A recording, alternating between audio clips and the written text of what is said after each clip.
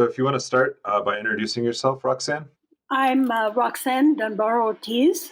I'm a historian, activist, writer, and author of An Indigenous Peoples History of the United States. And quite an influence on organizations such as ours, the Red Nation, honorary member of the Red Nation, but also intellectual inspiration to a lot of the work that we do, not just in our activism, but also in the work that we do, thinking through the problems of settler colonialism, especially as it pertains to history. And that's really what we're going to talk about today in this podcast. I had reached out to you, Roxanne, about talking about the US Constitution and talking about democracy in the United States as it pertains to Indigenous people. We're in an election year, and there have been, slogans in Indian country ranging from indigenize the vote to voting is sacred, in an effort to get, Indigenous people signed up for voting, but also ostensibly to get the vote for Democratic candidates, because as we know, there are a lot of kind of states with large Indigenous populations in kind of the western part of the United States that may have more influence over kind of local elections than elsewhere, primarily because of things such as like the Electoral College or the Senate seats that exist.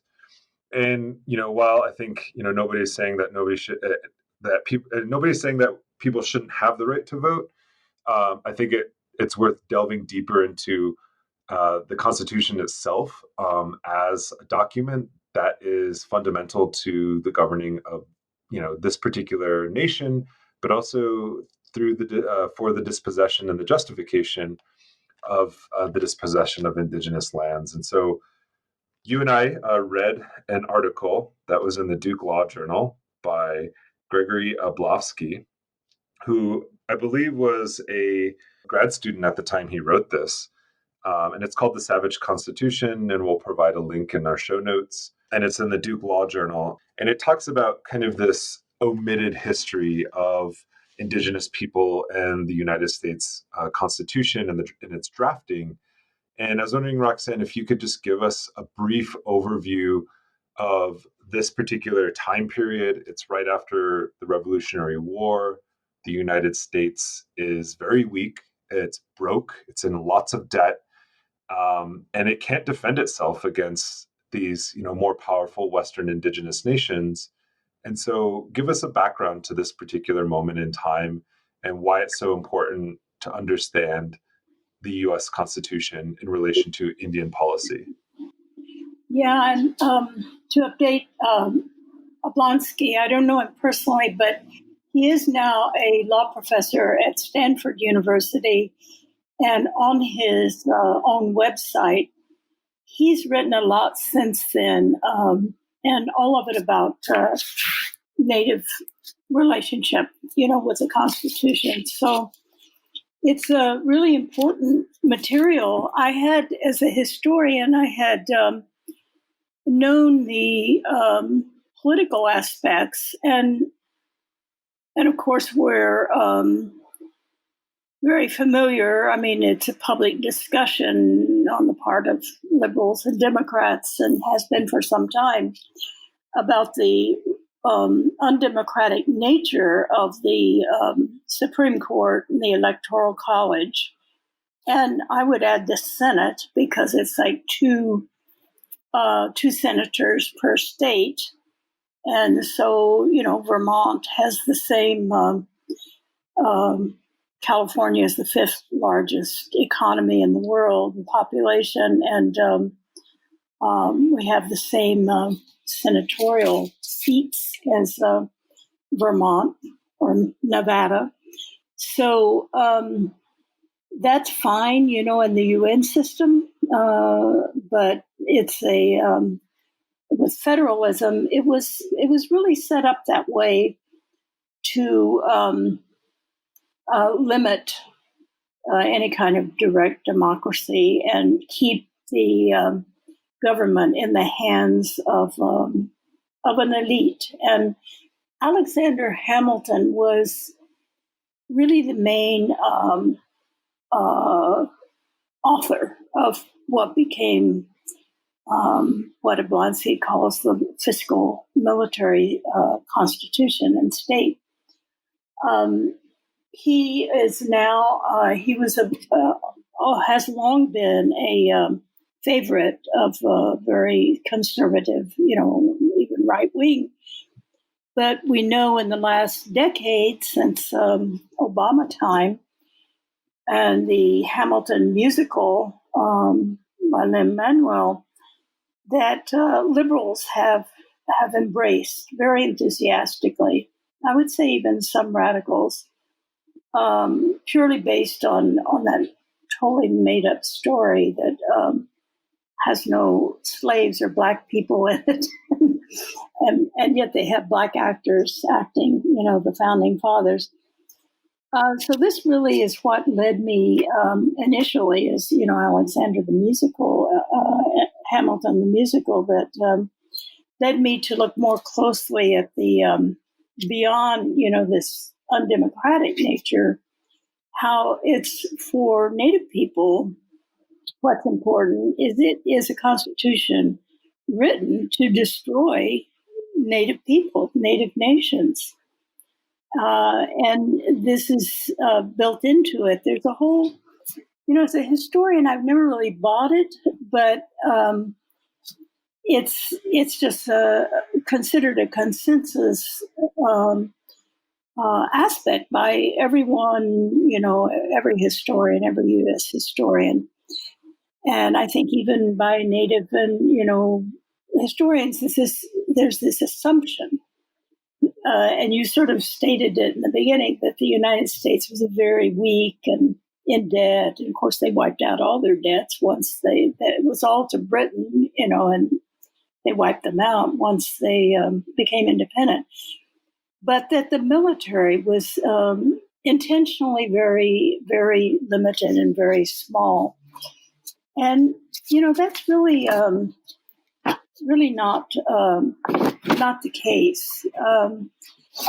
They didn't create a large military establishment, but it doesn't mean that the army they created was not important, because its importance in the development of the nation was confined mainly to the gradual expansion into native lands. And the Washington administration policy in the West aimed to secure the peaceful and ordered settlement of federal land in what is now Ohio. But of course, the land was owned and inhabited and controlled by a number of very intact and organized Native nations, the Miami and the Shawnee and others.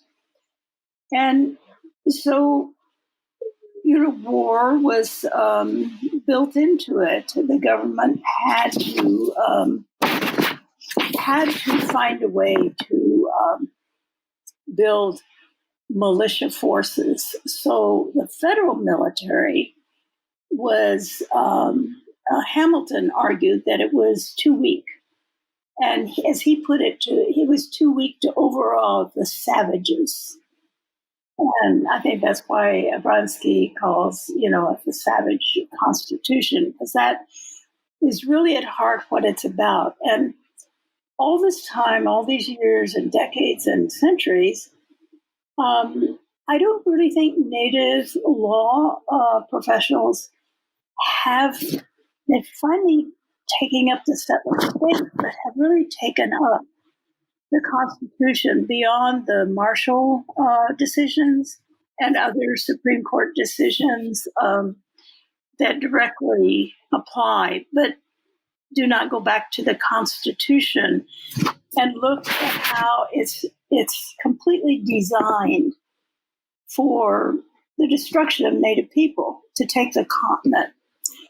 And for some time, and I know Jeffrey Osler, I really recommend his book on the Northwest Territory, because that was really a part of the Constitution. It was created during the Revolutionary War, during the Continental Congress, before the Constitution, but it really got incorporated into this so-called savage constitution, in that it had mapped out the continent. They knew where the Pacific was. There were maps already of the continent. It wasn't unknown.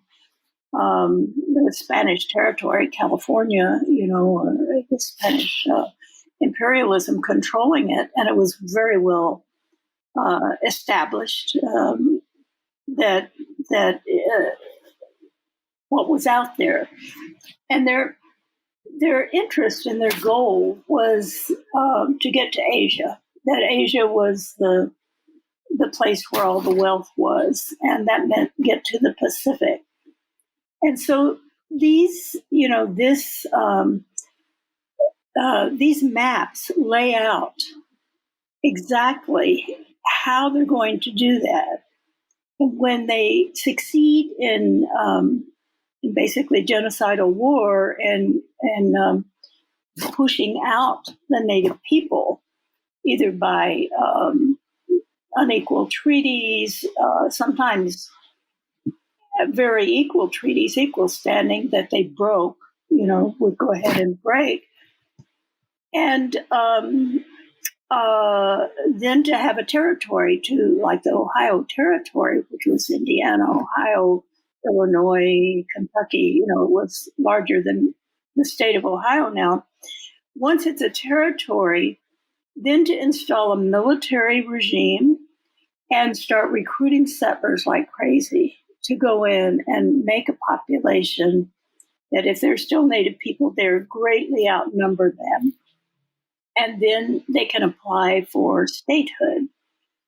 And it becomes a state with a governor and out of military control. And this is exactly what they did across the continent.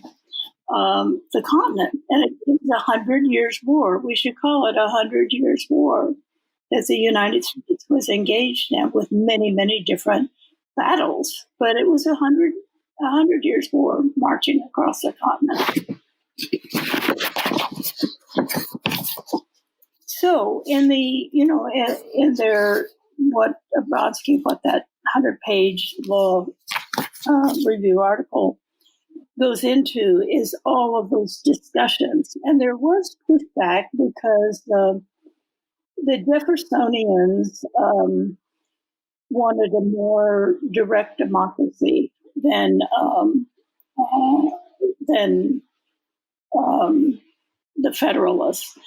But they definitely lost. They were able to, for a while, sustain Thomas Jefferson as president. But he definitely bought into, the taking of territory, of native territory. And not only that, sent warships to the Mediterranean for free passage. The so-called Barbary Wars of the Arabic people in what is now Libya. So you see this thrust of militarism very, very early. That was the Marines invading in 1806. That's just a few years after the Constitution was even written. So the military was, and especially the Marines, I have to look into the Marines more, but they were a smaller unit, but they're almost like a special forces now. The special forces that are small but do extremely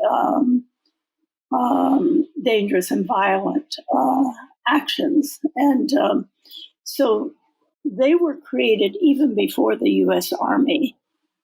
The Marine Corps was actually created before the Navy. It later was put together with the Navy, but as an autonomous unit.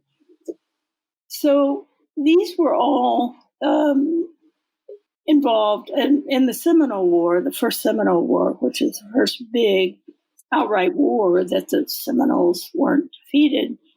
In the Everglades, it was the Marines who were invading by water and fighting, but also the Army entering by land.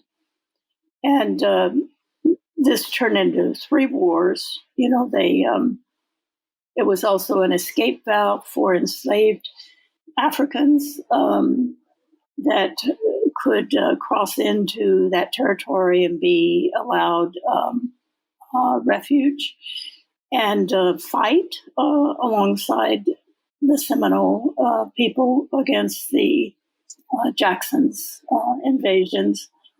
And so the wars actually solidified that, the Constitution itself was completely, there was never any question about any of this constitutionally. There were no Supreme Court decisions related to anything to do with war. So it was, it was built into the very structure. So I think that, the United States was not a weak power when it was formed as such. It was, they spent 10 years in the Revolutionary War. They're really first of all, they were British. They were completely British. The whole elite was British, and it was, in some ways, a civil war. They wanted to form their own empire, what Jefferson called an empire for liberty, where an empire that would liberate people, but definitely an empire. So they were all, they were a split in the British Empire. So they were not a fledgling little state. They were actually even from the very beginning, a very powerful empire. But their empire, their first empire, the first stage of it was the continent. And this is what, because Lenin's imperialism and others that left us think of imperialism as having to have, in fact, the UN, blue water in between the colonizing state and the. But I think I think the scholarship, like Manu Karoka's book, and that is really on the railroad and how it built continental imperialism, or was the vehicle for it, that we have to really understand that the first people subjected to U.S. imperialism were Native nations. And then they moved out over the Pacific to the Philippines and Guam and into the Caribbean, Puerto Rico and Cuba and Dominican Republic, and then into China, and of course then Mexico, before that, even taking half of Mexico. So this continental imperialism is a new concept that some historians are definitely accepting, like some non-native historians like Jeffrey Elsler, Manu. I think we don't have enough native historians who are interested in this. I mean, settler colonialism is very important, but if it's separated from, the Constitution itself and the Northwest Ordinance and these formative things that the settler colonialism means populating these areas and having people there, because it not exactly the same as colonization. I mean, colonization of Native people I see as more of a post Civil War, or even post 1890, as that cutoff, and the rigidity of establishing the reservation. But in the beginning, it was imperialism. It was simply continental imperialism, and simply pushing people out. Imperialism in some other places use, like in India, the British, they use the the Raj, middlemen, to rule. But in the United States, there was such hatred for Native people in the formation over, 150 years, formation of the 13 colonies. That was endless war, absolutely endless war to establish those colonies. The hatred for Native people was so deeply, deeply ingrained in the settlers that there was no question that only, destruction is the only possibility of. They say those things, very openly that there's no way they can live with Native people. Yeah, this article specifically makes the case that it was never the intention. Even the kind of varying or the differences of constitutional founders such as Hamilton and Madison, who always get invoked. There was no real difference about an imperialist project. It was just that Hamilton, his argument about a strong, what I have to keep always look up his name. Ablovsky calls a fiscal military state became sort of, it wasn't an accident. It was the logical conclusion of a political process, coming out of the Revolutionary War, where, Hamilton defined the problem as something, like he quotes him specifically as saying, this is Hamilton making the argument that the three reasons why there needed to be a strong federal government and thus a strong, military government is that, quote, you have to protect your rights against Canada in the north, Spain in the south, and your western frontier against the savages. And this quote, I think, comes from the founding document of the United States, which precedes, the Constitution itself, in the Declaration of Independence, that spells out a clear kind of structure of Indian hating, or pathology, or political ideology of Indian hating that Thomas Jefferson spelled out when he described the indigenous nations in the western frontier as merciless Indian savages.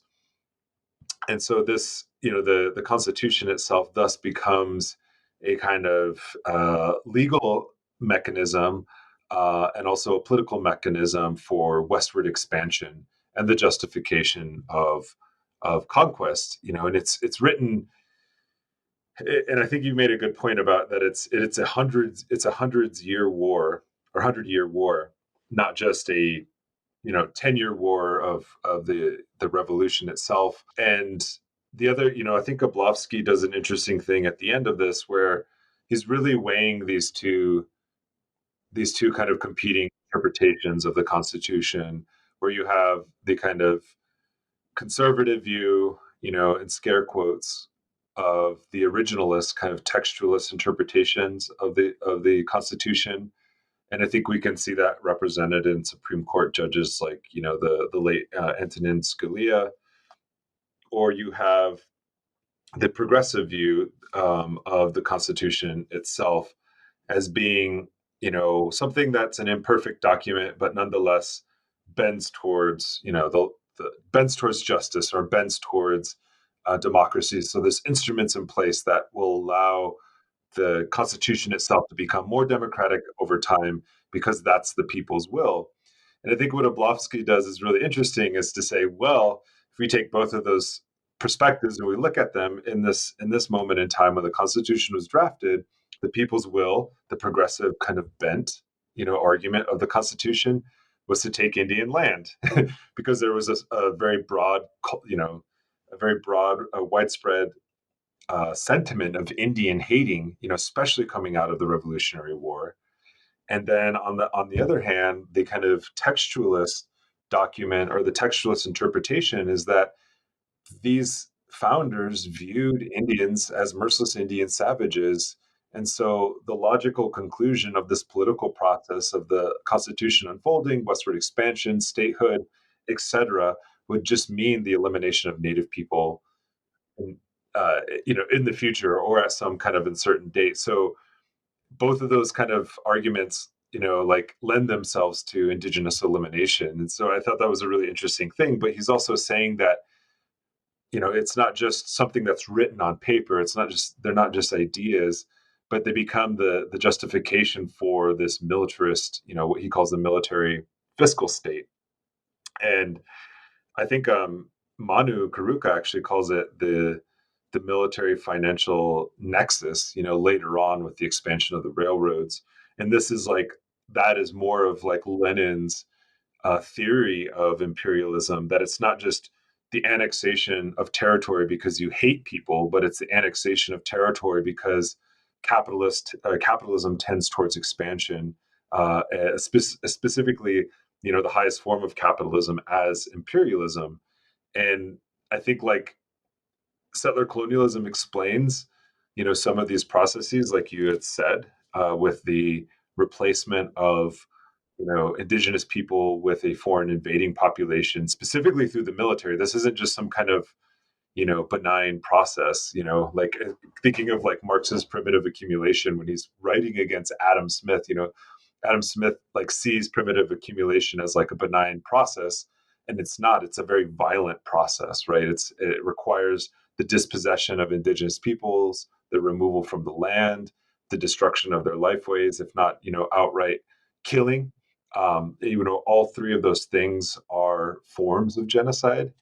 And so this idea of imperialism, specifically continental imperialism, because the annexation of territory is by definition imperialism itself, kind of changes this the way that we should view the Constitution, not as a domestic document that, when, this whole thing about presentism that historians accuse, especially like progressive or left, scholars of, oh, you're just projecting values on the past. And it's like, well, actually, you're projecting the Constitution onto the present when it was, like when it was written with a specific goal in mind to say, I see it like, I guess the best like example of this is like Mount Rushmore, right? Two of those presidents on that monument weren't even presidents of that territory at that time. At the time that they were president, right? The United States didn't exist in the Black Hills when like George Washington was president or Abraham Lincoln was president, right? Only two of those. Well, actually, it's three of those presidents weren't president. So that's something I always think about, that this wasn't just something that was, confined to like a certain space and time, like you said, but it also didn't have, it didn't have this kind of benevolent, inclusive mechanism within it. It's always been based on the dispossession and the elimination of indigenous people from the get-go. Yeah, and I think I wanted to read you this description that historian David Atkinson wrote to describe the implementation of the Constitution. He says it did not deal with ethereal concepts such as the pursuit of happiness, but instead declared in practical terms, or this is the Northwest Ordinance that, then went into forming the Constitution. It instead declared in practical terms how the land from the Appalachian Mountains up to the Mississippi River was to be conquered. This was to be done by surveyors' chains, each 22 yards in length. The measuring began at an arbitrary point in Ohio Territory, and invisible lines were drawn on the land to form a grid of perfect rectangles marked by cairns, iron bars, and the occasional brass plate cemented into a masonry base. Each of the rectangles had its own map reference, and as the U.S. Imperium expanded, the grid eventually reached the Pacific coast and stretched between Mexico and British North America. The lines on the land not only conquered natural topography, but also made possible the liberation of parcels of land from their previous occupants and their efficient allocation to newcomers. There is no other settler colonialism in the world that is that determined. You know, that is why the United States is the most powerful military and economy in the world. It was the most rational. Yes, the historians are always glorifying the founders as these very rational, smart men. Yes, they were, but they were also evil. you know, they were totally, totally power hungry. They so outdid the British, and of course, far outdid the British Empire in the end, replaced it completely.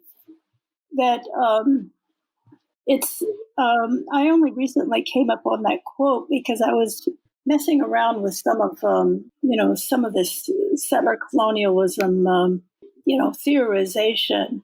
And I thought, this really doesn't get to what it is. And I just happened upon this and I said, that's it. I knew the rectangular, this was in the Northwest Ordinance, this was already, it didn't exist anywhere in the world. It didn't exist in Britain.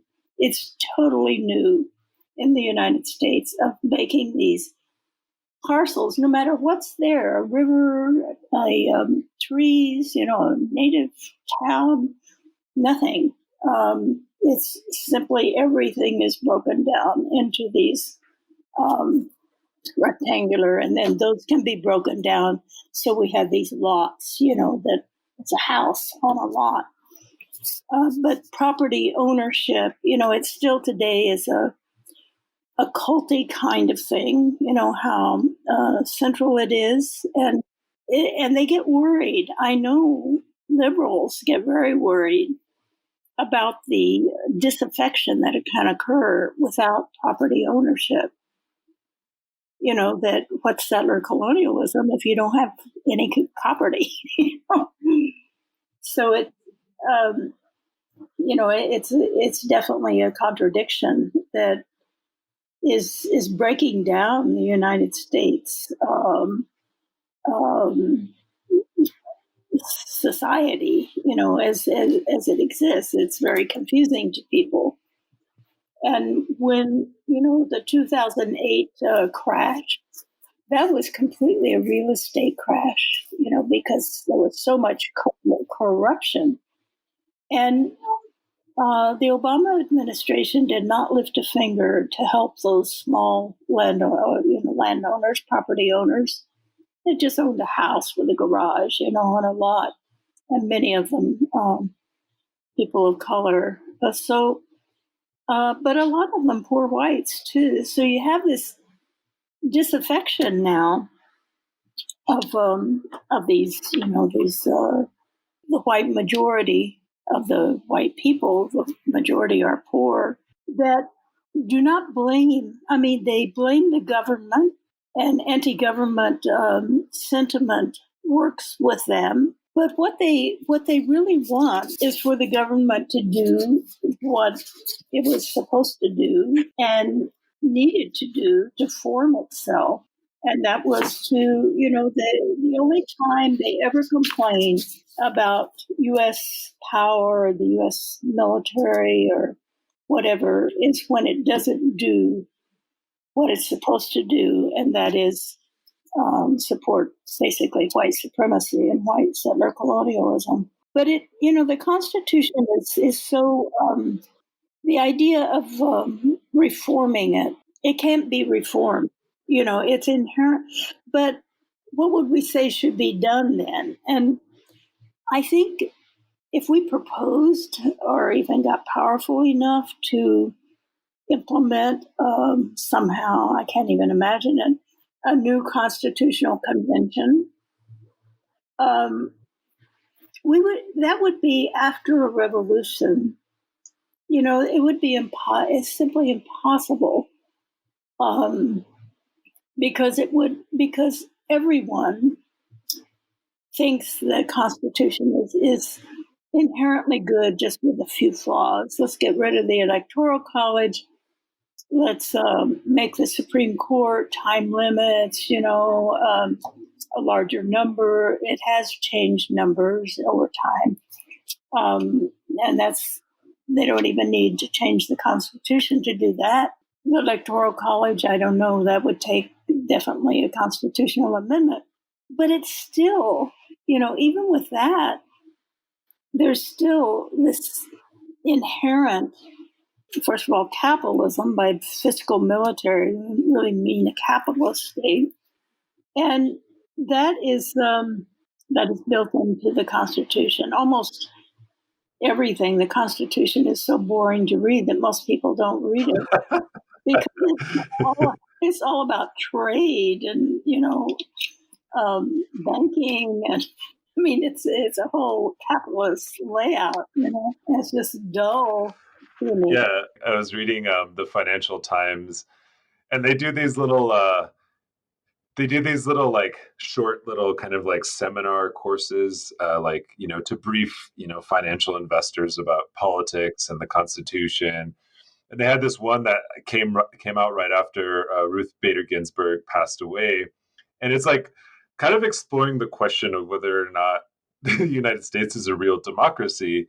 And of course, they interview people like John Yoo, the law professor at Berkeley, who was like a close ally to Dick Cheney and also wrote, the torture memos that justified torture, citing, the Modoc cases against enemy non-combatants.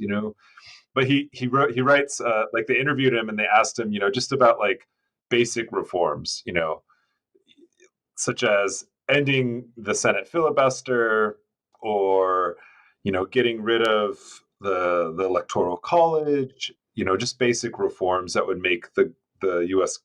The United States a little bit more democratic. And he says, all of these things supported by the left are supposed to make America more democratic. So there's an admission there, and he says, but they overlook the fact that America was designed to be a republic, not a democracy. By design, change is hard to bring about. The founders deliberately built in protections against the tyranny of the majority. End quote. And I think it's just I love like reading, uh, you know, papers like the Financial Times, because they have a clear investment in capitalists and capitalist markets, and but then also they interview people like John C. Yu, who is a law scholar. He's also a constitutional scholar, and he's like, there's just a blanket admission, from these very elite people who've designed laws, who've found legal justifications for torture, to say that, yeah, we're not living in a democracy. It doesn't matter that 41 senators can block any Senate bill or nomination through a filibuster, or that like 34% of the population basically controls the Senate, through disproportionate representation of not very populated or smaller states, like especially in the West. And so I think about this in what you just said about like, what would it mean to reform this Constitution? And there's such like, to even amend the Constitution requires like I think about requires like conventions at the state level, and it requires this kind of super majority to change. But what's always missing from this conversation is that even within liberal democracies, capitalist democracies in other countries, rewriting one's constitution happens like over and over again. I think what is like France, like on its eighth constitution, it's just like, but the US Constitution has become cult-like, like almost like a religious doctrine that cannot be altered. And we have to like, even liberals go back to it as like something that it just cannot be changed. We have to, it's the best we have. But at the same time, even beyond the kind of liberal democratic constitutions that exist in other capitalist states, I think that there are models that, especially as indigenous people, should be looking towards, where these things have been experimented with. They're not like perfect by any means, but I think it was Ecuador was the first to implement a plurinational model that incorporated indigenous people into that into the Constitution, and recognizing, plurality came from the indigenous nations and peoples, right? And I think the success of that was in countries like Bolivia, right, that had for 13 years an indigenous president, and had for 13 years a majoritarian rule by indigenous people of that country. And you know astounding, social reforms that were just absolutely impossible when, the kind of the elite business owning class and landowning class of that country ran it. And we can see the decline that happened in just a year after the U.S., backed a coup there through the military. And I find it like fascinating, even in this moment in time, and maybe I'm just really cynical, that these same, liberal, politicians and movements are crying coup to scare, people into voting, because they're saying that Trump is not going to leave office and he's going to, implement what amounts to a coup, when Trump, under his administration, backed like an actual backed two coups, one in Venezuela and then one successful one in Bolivia. And it like boggles my mind how there's this assumption, first of all, that we live in a democracy, and that by voting, Trump wasn't even elected through direct voting. He was elected through Electoral College. But then to scaremonger people into voting for his opposition under, Biden, because of a feared planned coup attempt, while not even recognizing the role that the United States has played in holding back other, movements to to elect their own leaders. I just, I find it very troubling. And I'm not trying to, again, I don't think it's about whether or not people should vote or not. I think that is important, but I think the other aspect of it is to think about this as something, especially the Constitution of the United States and the way that the U.S. behaves in the rest of the world, is that it does to the rest of the world what it first did to indigenous people. And I think the Constitution is a place where we can begin to explore that, that political process. Yeah, you're really right. In my Indigenous Peoples History of the United States, I actually have a chapter called Cult of the Constitution because Yeah. it is just amazing, that I actually didn't realize myself until I took a course in international law in 1983. And one of it was actually a degree program. One of the courses was on comparative constitutional laws. And we looked at the Soviet Constitution, by the way, which is a very interesting one. Um, when they dissolved the Soviet Union, they followed the Soviet Constitution because they had the right. Every single part of the Soviet Union had the right to secede, for instance. But it's a very interesting one. But they were all, a lot of the third world countries had very, very interesting initial constitutions, ones that had, fought for national liberation, Guinea-Bissau, and Angola, and others. But I think, when I was at that time taking that, I was thinking, there really needs to be an indigenous, well, for one thing, that there are many constitutions. All of those countries have changed, their constitutions several times since then. And, France announces a whole new republic every time, like the Fourth Republic. And it's a whole different country, and that's how it should be. Yeah. And so we have to ask, why? I think that indicates that it is a well, we have to be originalists, like the right wing says. And they are deciding cases now, and this this woman that was going to be put on was very interesting. The questions she was being asked, and her answers were like Scalia's, of course.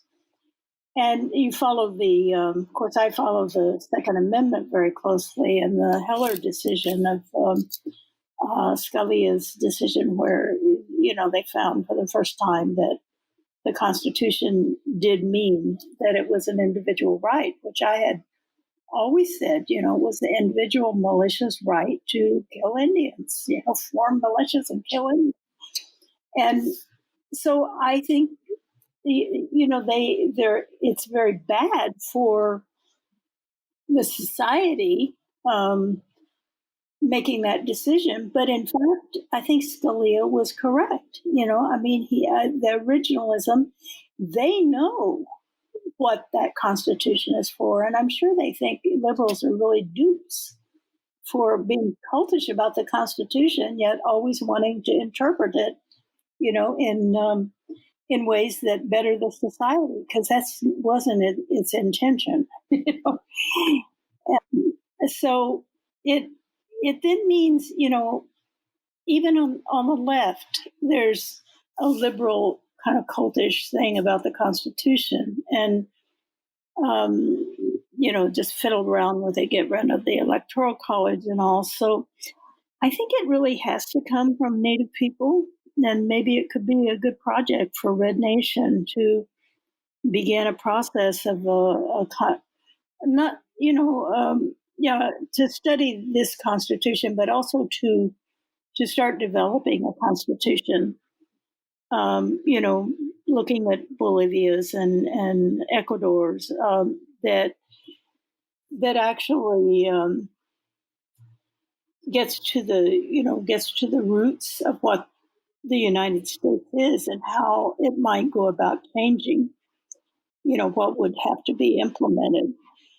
And here we have native land bases that straddle, and in a federal system, as it's become more and more hardened, the Federalist society basically controls the Senate and the right-wing politicians, Republican Party. The states have full power, like Trump saying, the governors have to solve the COVID problem, that it's not the federal government. And Governor Newsom here in California, his response was, yes, but we don't have a printing press. We can't print money. So I felt that was a perfect answer, that, we'd love to do something, but, it's the money. We're asking the federal government to print some to implement these things. So but it is, I think, native land bases crossing over these state lines that are very hardened. It then, that could be turned into, a positive aspect of developing a native constitution that would look at, a kind of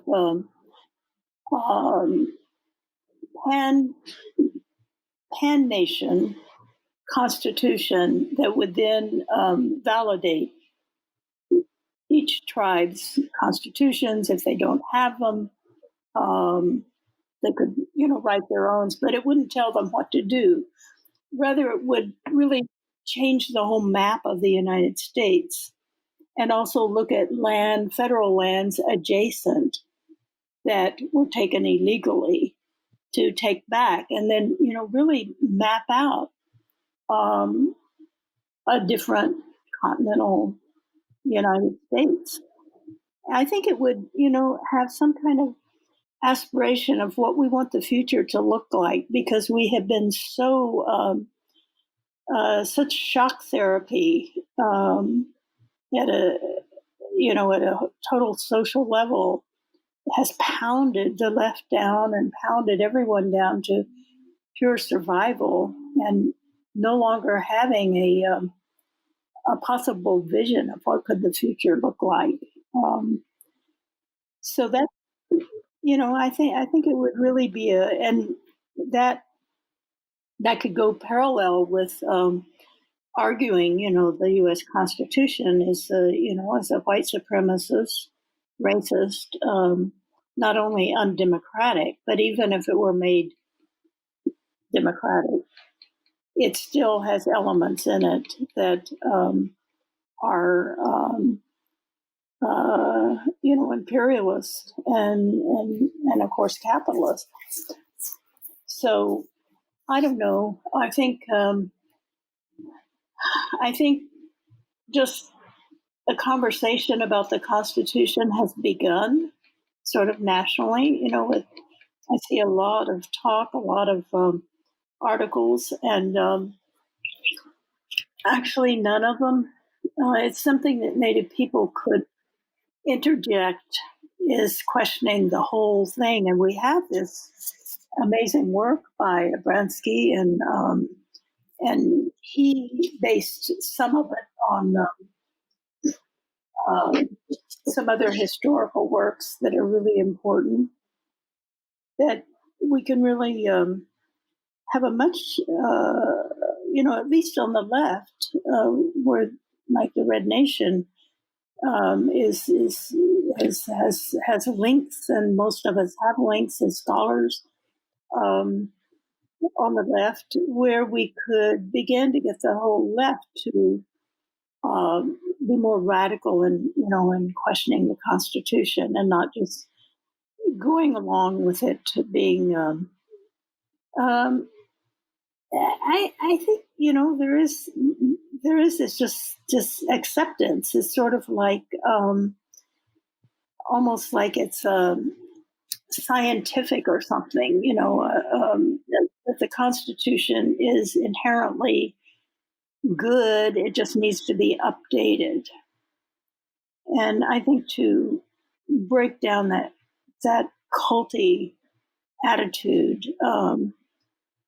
And on the left, basically, not that much gets written about it or talked about. And so I think it's because there aren't that many radical lawyers who are also historians like Mr. Abbasky.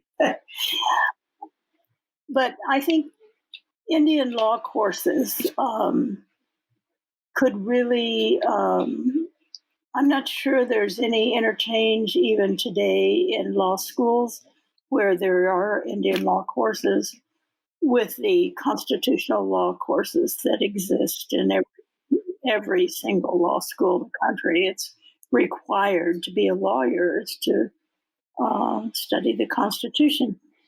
And you don't have to become a constitutional lawyer like Obama, but I'm not sure there's any, interchange. That Indian law is sort of an autonomous unit within law schools. And so I think getting some native law students, probably not ones who are already practicing, who would, want to defend what they have, but the law students actually questioning it. Well, thank you for joining me, Roxanne, and we'll post some show notes for some of the readings that we talked about today. Yeah, thanks again for joining us. Thank you, Nick, and I always enjoy your podcast, and it's an honor to be on your program.